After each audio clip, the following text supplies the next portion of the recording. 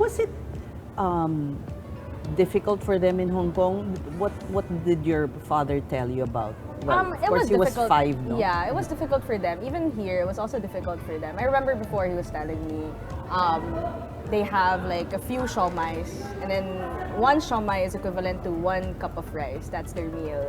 Do you find people maybe underestimating you because you're young? I don't mind because no matter how good you are, there's always someone who knows more than you do.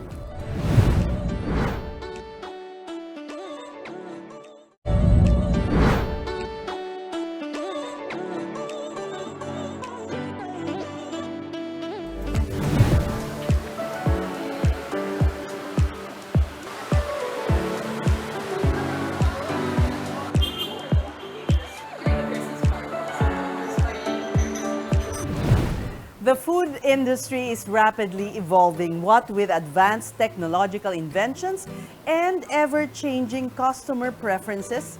Establishing staying power in this sector is definitely one tough uphill battle. I'm Ces Oreña Drilon. Join me as we discover the recipe for success in one of the world's most essential sectors. As we feature rising food entrepreneur Janica Lao, Chief Operating Officer of the iconic and family-owned Choi Garden Group, only here in Usapang Bilyonaryo. Let's begin with the Lao family Lao history. family. Yes, yes. Actually, my dad was born in Hong Kong. Yes, the rest of his siblings are also born in Hong Kong. And then my grandfather came to the Philippines. So they settled here in Davao. And then from Davao, they moved here to Manila. My dad's business back then was really trading, bringing in products from China, selling it here. Like what? What kind of product? Plastics. Plastic, tabo, pails. Yeah, but prior to that, he was also a salesman here and there. So he was working multiple jobs while also studying. He was very young when he came here, like I think 5, 6. Oh. Very, very young. So that's why he also knows how to speak Cantonese, but also knows how to speak Bisaya. And then I think eventually he learned how to speak the native language in here. Was it difficult for them in Hong Kong? What did your father tell you about? Well, It was difficult. He was 5, no? Yeah, it was difficult for them. Even here, it was also difficult for them. I remember before he was telling me, they have like a few shawmais, and then 1 shawmai is equivalent to 1 cup of rice. That's their meal. As long as they can eat, like 1 siomai and 1 cup of rice. 1 cup of growing rice. up. Yeah, so 1 cup of rice, ulam, 1 shawmai. So you have to eat it that way, Wow. before. Samantala siguro, how many siomais do you make in one day? Do you know? There's a lot, but 1 serving is about 4 shawmais. Yeah. No, give me an idea. COO ka eh.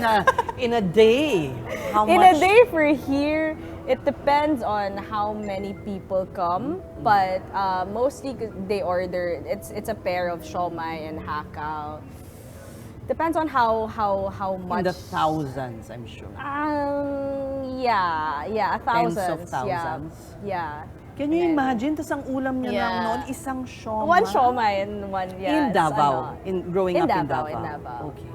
He ventured to restaurateur to running a restaurant. No, it was really trading for a while. They established a company for plastics, and then water bottles, and then there's also stuffed toys. And then after that, he went into mining. And then that's his actually main business. Restaurants is just his hobby. Yeah. But you're called the restaurant heir. A hobby that turned out also to become, a good business venture. Yes. But mining was really... Mining is really his main business. Actually, restaurants is just his hobby because all of us love to eat. It's a way of bonding. Not just me and my brothers, my mom, my dad. We also eat with our relatives. Before, back then, we also eat with our lola every Sunday, as well as the rest Yes, of the your siblings. lola Yeah. passed away Yes. during the pandemic. Yes. Yeah. May. Yeah. This May lang. So up to now, you're still Of course. deeply Yeah. hurt. I was very close kasi to my lola. Out of all of the cousins, all of my siblings, I was the one who was really laking lola. What did you learn from your grandmother? Me kasi po, I really grew up with my lola. Because my parents have been going to work every now and then back when I was very young. So my lola was the one who was really Who bringing molded me you. out. I love talking about my lola also. But it's really, she always tells us, always do good for other people. If you have whatever you have, share it to other people. That's the biggest learning talaga. It's actually, my dad, that's his main principle in business. Hindi pwedeng ako lang masaya. Dapat lahat masaya. That's what he always tells us. He had humble beginnings. Did you feel that? But growing up, business was better already, I suppose, when you were young. I was there when he was doing the trading. I've seen like the warehouse packed with multiple containers, with people outside lining up, getting their stuff. I was there. I saw everything, which was really amazing. As in, until now, I still don't know how he actually did it. How do you learn from your father? Basically, you mimic his actions. You go with him wherever he goes, and then you learn how he talks to people. And then after that, you ask, Pa, ba't ganon? Why did he say this? Why did he say that? What are you thinking? And then that's when he explains. Why do you want to take up all of the Chinese restaurants? Because then, Choi Garden, Gloria, like, I don't understand. You have one, and then you have others pa. Yeah. What's the point? Yeah. And then for him, sabi niya, wala, I just want to see them compete with each other. That's So his, each one is autonomous, huh? yes, In a yes, way, yes, the way it's set up is very autonomous, yeah. It's not the type na I just want to take everything and then they all have the same identity. It's not that. It's more of like, I want to see them compete with each other, because that way I also, there's different target market for this. There's different target market for that. So you see him negotiating perhaps, Yes, or like for yes. instance with suppliers or with prospective maybe locations for the restaurant. Locations for restaurants, yes. Usually he'll say na no, kaya pa yan, lower, ganon. Pag nagbabargain. Pag nagbabargain, sabi ko, Pa, let's sign it na. Sabi niya, hindi, kaya pa yan, wait for it. So he is willing for you to make a mistake. Yes, very much willing. Yeah, very much willing. Marami na bang pagkakamali? Meron na po, marami na rin po. Nawalan ba siya ng pera dahil sa mga mali na yon? Siyempre, di ba? There's a lot. Mistakes cost money. Yes. In the past 3-4 years that I've been with him working, it's always like, Pa, paano kung hindi maging successful? Sabi niya, hindi nga, basta try mo lang. Kung mahulog ka, saluhin kita. Ganon. It's always Hindi ka like pa naman that. napagalitan. Never. Kasi I always tell him, paano na? Like, baka malugi. Ganon. And he's gonna be like, no, it's okay. At least you learn. It's a good lesson for you. Because he doesn't know how to teach talaga. Like, I give you this is what you do. But it's mostly teach from experience.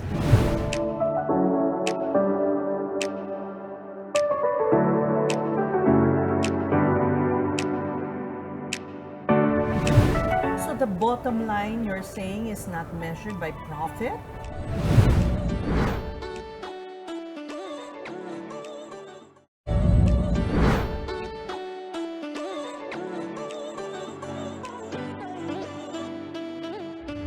So when did you graduate from university? Parang nag-aaral ka pa nga sa tingin ko. How long ago was that? 2018. I finished on August 2018. Yeah.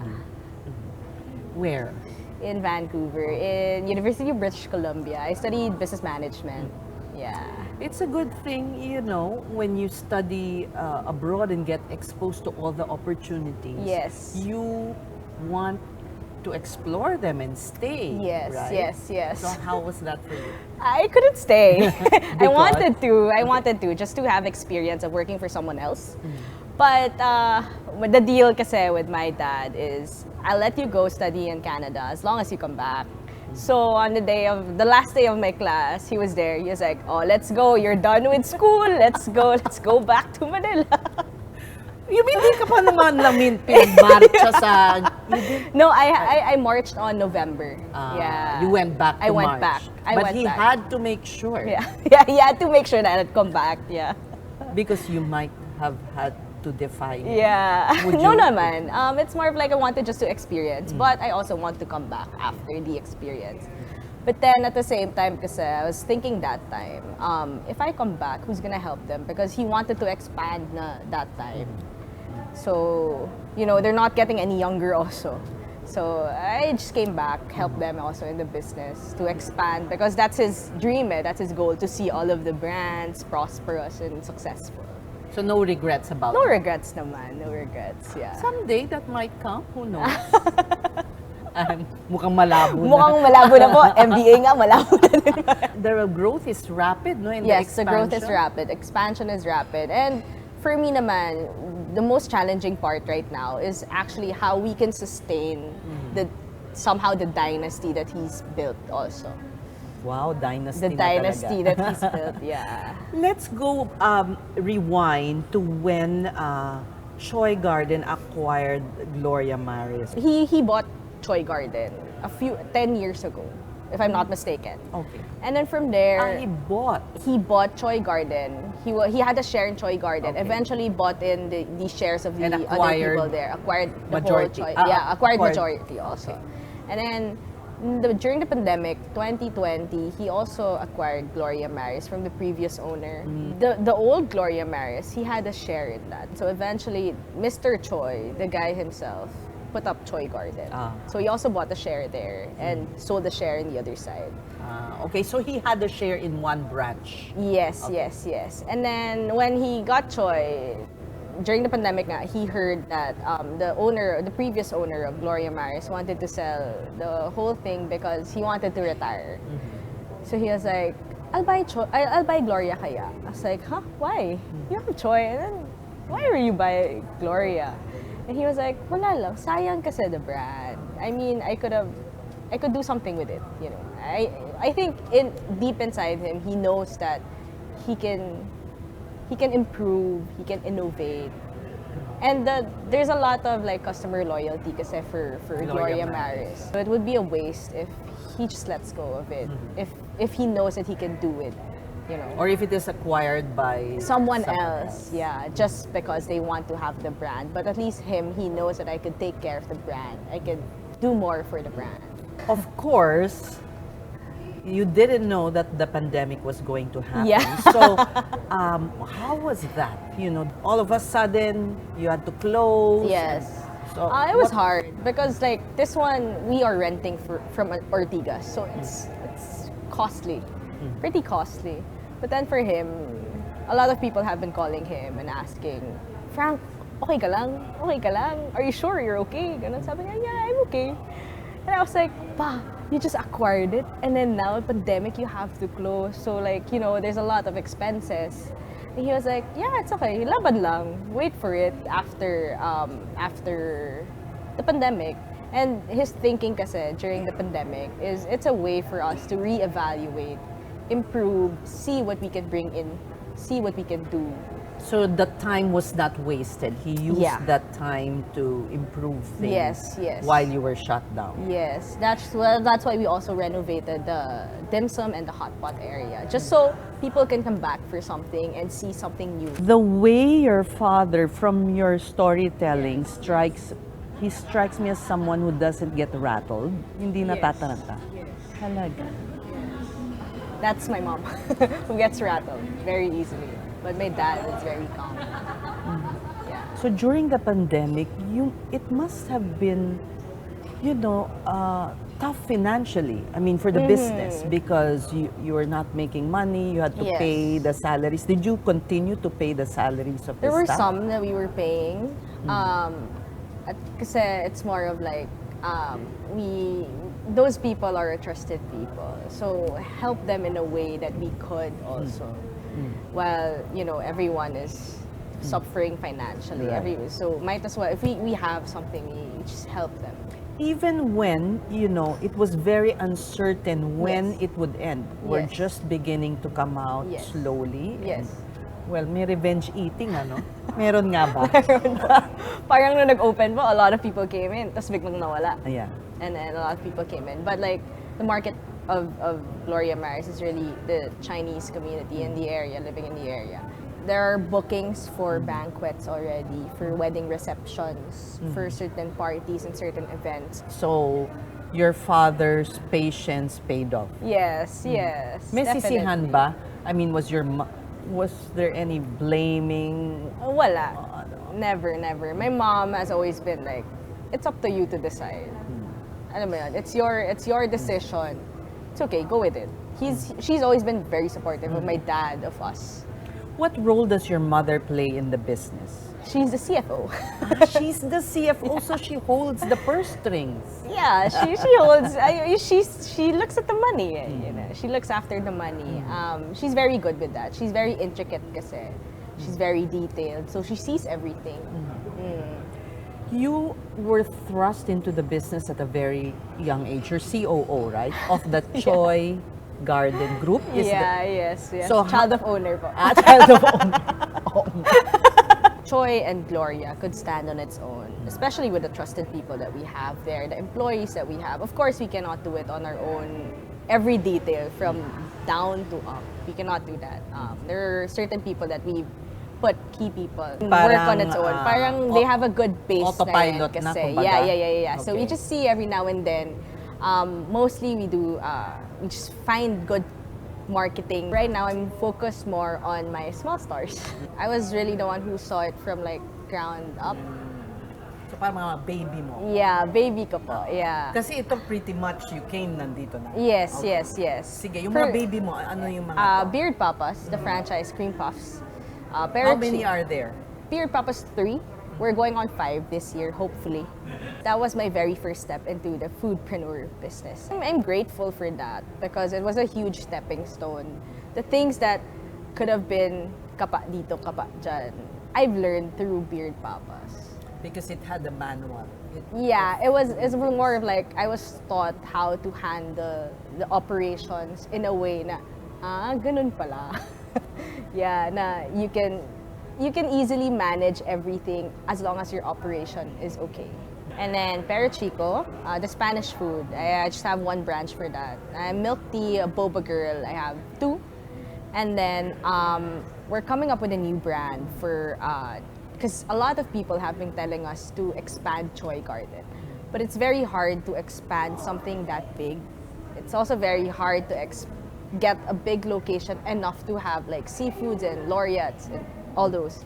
So I came up with this new concept.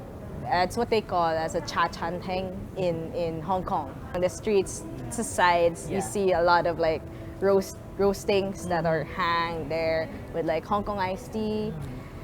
So I came up with that one. It's called Fei Fei. It means fat fat. Yeah, the logo is myself when I was very young because I was a very fat kid.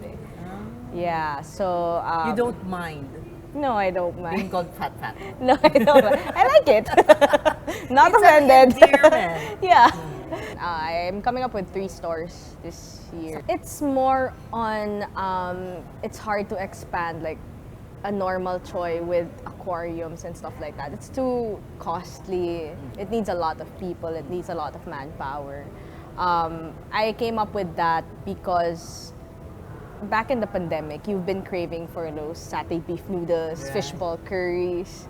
So I was like, why is there no like that here for that You one? So already it's have the easy. know-how. Yeah. In a way, you're just spinning it differently. Spinning it differently to be able to cater for young people also. Because it's sometimes when you go to Choi, you see like barkadas eating. Parang, ba't may barkada dito?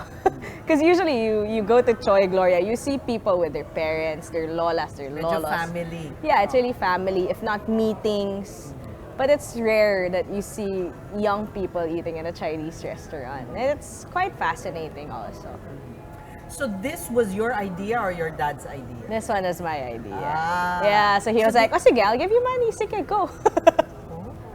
Yeah, it's like, because I'm more into how can we make this concept into something easily expandable. Yeah.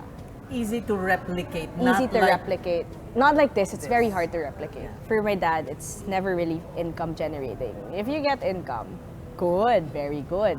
But it's more on, when we go to a restaurant, you see, dami kumakain. We're happy. We're happy to see that there's a lot of people who like the food, who like what we serve. That's why, ever since, his principle is really, basta the quality is good, people will come back. That's why we always take care of the quality of the restaurants that we have. Seeing people come back. Do you see yourself stepping into his shoes? Of course, eventually you will.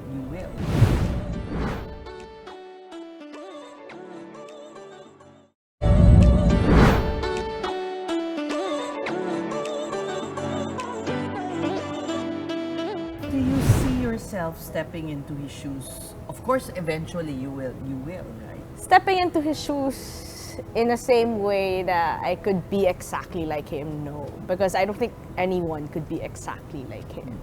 But maybe if you say the three of us, me, my brother, my two other brothers, could be like him and my mom.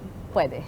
Yeah, like joint together. What do you admire in your mother who, I would suppose she is also a key part of the success. Of course, yeah. My dad always says na the person behind his success is my mom. My mom has been very, just at the back of everyone. But she's also very quick with it. Very smart, very sharp, and always very supportive of us. Ano ba yung pinaka cardinal rules, I suppose, Yeah. in being in the food business na at least you should remember para you have a guarantee of success. There's no guarantee, but at least yung parang I think you won't patience. fail. Okay, Patience. Because my dad always tells me, there's no overnight success. Even my mom. Di ka yayaman in one night. Yeah, it's really, there's no overnight success. So you really have to work hard for it. You really, there's really a lot of patience involved. Okay. Ano pa? And I think learning how to trust the people also around you. Because of course, if you want to expand, you also cannot micromanage. Does he intend to go public at any point? Any of the businesses? He wants to. He wants does. to. He does. He wants to. That's his ultimate goal. So for us, we're just helping him get to there. May time ka pa bang mag-date or mag-party sa dami ng ginagawa mo? Meron naman pa. Meron. May boyfriend ka? Secret. For the next interview. How do you find people maybe underestimating you because you're young? For me naman po, I don't mind because no matter how good you are, there's always someone who's better. Always someone who knows more than you do. So for me, it's okay. I know that even if I have a lot of, I know how to do this. I know how to do this, but it's never enough. Every day is a learning process.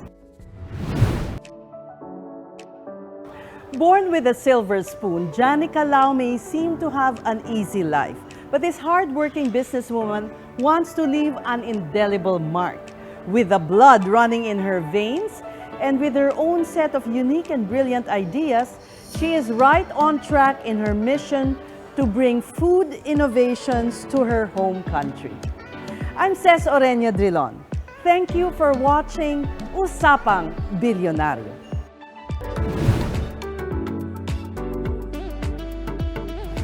Watch the full-length producer's cut on Bilyonaryo Digital on YouTube and on Bilyonaryo's Facebook page.